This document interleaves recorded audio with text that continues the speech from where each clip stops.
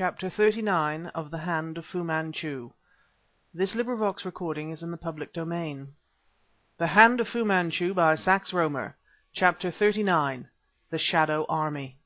The scene of our return to Graywater Park is destined to live in my memory forever. The storm, of which the violent rainfall had been a prelude, gathered blackly over the hills. Ebon clouds lowered upon us as we came racing to the gates. Then the big car was spinning around the carriage sweep, amid a deathly stillness of nature indescribably gloomy and ominous.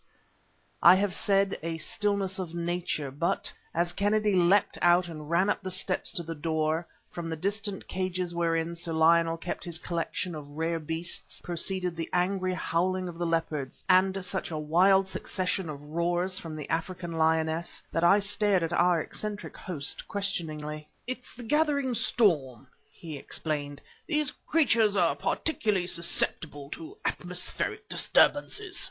Now the door was thrown open, and, standing in the lighted hall, a picture fair to look upon in her dainty kimono and little red high-heeled slippers, stood Karamaneh. I was beside her in a moment, for the lovely face was pale, and there was a wildness in her eyes which alarmed me. "He is somewhere near," she whispered, clinging to me. "Some great danger threatens. Where have you been? What has happened?" "Smith was attacked on his way back from London," I replied, "but as you see he is quite recovered. We are in no danger, and I insist that you go back to bed. We shall tell you all about it in the morning." Rebellion blazed up in her wonderful eyes instantly, and as quickly was gone, leaving them exquisitely bright. Two tears like twin pearls hung upon the curved black lashes. It made my blood course faster to watch this lovely Eastern girl conquering the barbaric impulses that sometimes flamed up within her, because I willed it. Indeed, this was a miracle that I never tired of witnessing. Mrs. Oram, the white-haired housekeeper, placed her arm in motherly fashion about the girl's slim waist. "She wants to stay in my room until the trouble is all over," she said in her refined, sweet voice. "You are very good, Mrs. Oram," I replied. "Take care of her." One long, reassuring glance I gave Karamaneh, then turned and followed Smith and Sir Lionel up the winding oak stair. Kennedy came close behind me, carrying one of the acetylene headlamps of the car, and "Just listen to the lioness, sir," he whispered. "It's not the gathering storm that's making her so restless. Jungle beasts grow quiet as a rule when there's thunder about." The snarling of the great creature was plainly audible, distant though we were from her cage.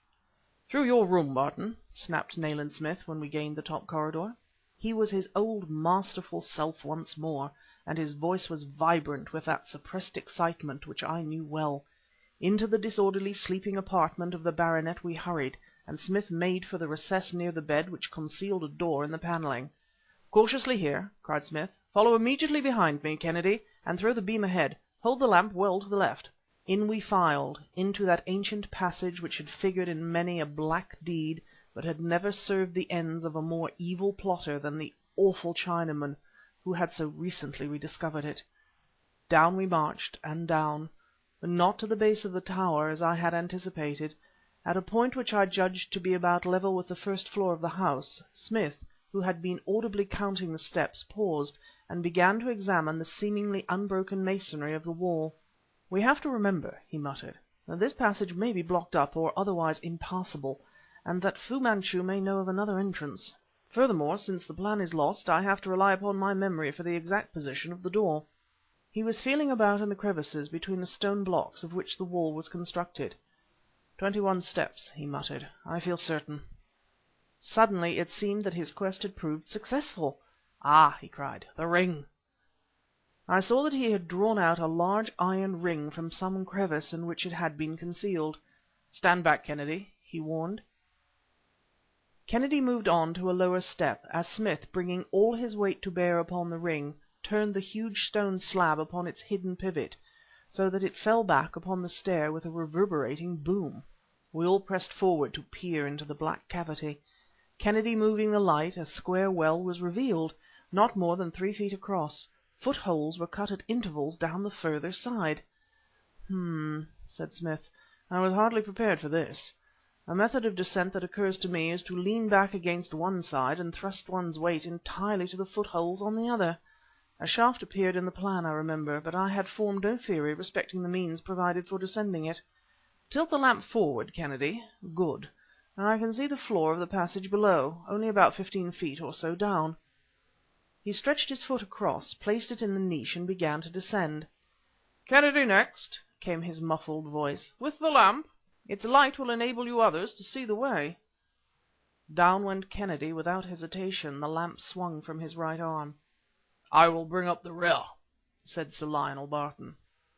Whereupon I descended. I had climbed down about half-way when, from below, came a loud cry, a sound of scuffling, and a savage exclamation from Smith. Then "We're right, Petrie. This passage was recently used by Fu Manchu." I gained the bottom of the well, and found myself standing in the entrance to the arched passage. Kennedy was directing the light of the lamp down upon the floor. "You see, the door was guarded," said Nayland Smith. "What?" "Puff adder," he snapped, and indicated a small snake whose head was crushed beneath his heel. Sir Lionel now joined us, and, a silent quartet, we stood staring from the dead reptile into the damp and evil-smelling tunnel.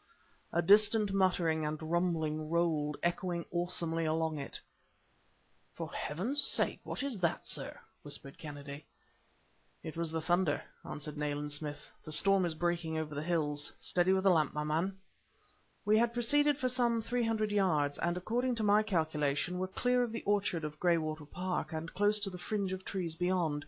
I was taking note of the curious old brickwork of the passage, when "Look out, sir!" cried Kennedy, and the light began dancing madly. "Just under your feet! Now it's up the wall! Mind your hand, Dr. Petrie!" The lamp was turned, and since it shone fully into my face, temporarily blinded me. "On the roof, over your head, Barton." This from Nayland Smith. "What can we kill it with?" Now my sight was restored to me, and looking back along the passage, I saw, clinging to an irregularity in the mouldy wall, the most gigantic scorpion I had ever set eyes upon. It was fully as large as my open hand. Kennedy and Nayland Smith were stealthily retracing their steps, the former keeping the light directed upon the hideous insect, which now began running about with that horrible febrile activity characteristic of the species. Suddenly came a sharp staccato report. Sir Lionel had scored a hit with his Browning pistol. In waves of sound the report went booming along the passage. The lamp, as I have said, was turned in order to shine back upon us, rendering the tunnel ahead a mere black mouth, a veritable inferno, held by inhuman guards. Into that black cavern I stared, gloomily fascinated by the onward rolling sound storm. Into that blackness I looked, to feel my scalp tingle horrifically, to know the crowning horror of the horrible journey. The blackness was spangled with watching diamond eyes, with tiny insect eyes that moved, upon the floor, upon the walls, upon the ceiling. A choking cry rose to my lips. "Smith! Barton! For God's sake, look! The place is alive with scorpions!" Around we all came, panic plucking at our hearts. Around swept the beam of the big lamp, and there, retreating before the light, went a veritable army of venomous creatures. I counted no fewer than 3 of the giant red centipede whose poisonous touch, called the Zayat kiss, is certain death. Several species of scorpion were represented, and some kind of bloated, unwieldy spider, so gross of body that its short, hairy legs could scarce support it, crawled hideous almost at my feet. What other monstrosities of the insect kingdom were included in that obscene host I know not. My skin tingled from head to feet. I experienced a sensation as if a million venomous things already clung to me. Unclean things, bred in the malarial jungles of Burma, in that corpse-tainted mud of China's rivers, in the fever spots of that darkest East from which Fu Manchu recruited his shadow army. I was perilously near to losing my nerve when the crisp, incisive tones of Nayland Smith's voice came to stimulate me like a cold douche. "This wanton sacrifice of horrors speaks eloquently of a forlorn hope. Sweep the walls with light, Kennedy. All those filthy things are nocturnal, and they will retreat before us as we advance." His words proved true. Occasioning a sort of rustling sound, a faint sibilance indescribably loathsome, the creatures, grey and black and red, darted off along the passage. One by one, as we proceeded, they crept into holes and crevices of the ancient walls, sometimes singly, sometimes in pairs, the pairs locked together in deadly embrace. "They cannot live long in this cold atmosphere," cried Smith. "Many of them will kill one another, and we can safely leave the rest to the British climate. But see that none of them drops upon you in passing." Thus we pursued our nightmare march, on through that valley of horror. Colder grew the atmosphere, and colder. Again the thunder boomed out above us, seeming to shake the roof of the tunnel fiercely, as with Titan hands. A sound of falling water, audible for some time, now grew so loud that conversation became difficult. All the insects had disappeared.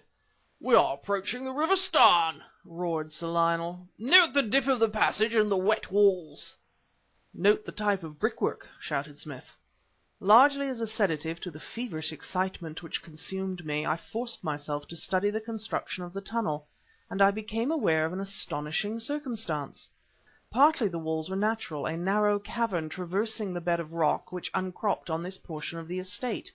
But partly, if my scanty knowledge of archaeology did not betray me, they were Phoenician. "This stretch of passage," came another roar from Sir Lionel, "dates back to Roman days, or even earlier. By God, it's almost incredible!" And now Smith and Kennedy, who led, were up to their knees in a running tide. An icy shower bath drenched us from above. Ahead was a solid wall of falling water. Again and louder, nearer, boomed and rattled the thunder. Its mighty voice was almost lost in the roar of that subterranean cataract. Nayland Smith, using his hands as a megaphone, cried: "Failing the evidence that others have passed this way, I should not dare to risk it. But the river is less than 40 feet wide at the point below Monkswell. A dozen paces should see us through the worst." I attempted no reply. I will frankly admit that the prospect appalled me, but bracing himself up as one does preparatory to a high dive, Smith, nodding to Kennedy to proceed, plunged into the cataract ahead. Chapter 39